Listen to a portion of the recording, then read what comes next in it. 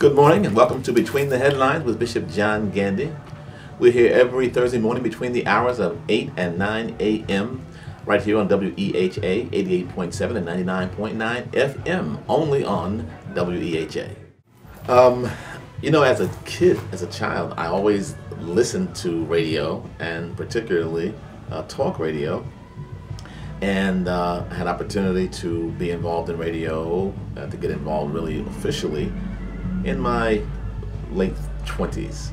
And I did talk radio there. I just fell in love with it. So as a child, I always knew I wanted to do radio. And so here I am, it continues.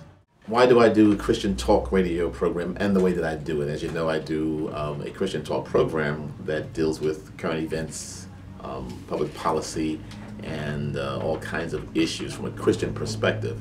I do pastor, and I do have a radio broadcast where I have a teaching ministry, Bible teaching ministry. But this particular radio program, I was taught as a child, I hear my dad say, you read the Bible in one hand and the newspaper in the other hand, and you see the world through a biblical lens.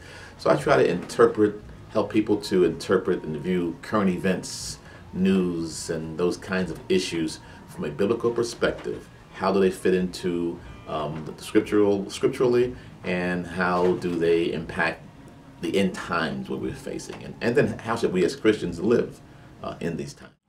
Well, I pastor the Abundant Life Worship Center Church located in Egg Harbor City. We also have an outreach ministry in Atlantic City, and the thrust of my ministry is about building people up. We're committed to saving and building lives. So we want to see folk, of course, won to the kingdom of God. And then once they are believers and they're won to the kingdom of God and they're born again, then we want to teach them how to live a very prosperous, successful life as a child of God.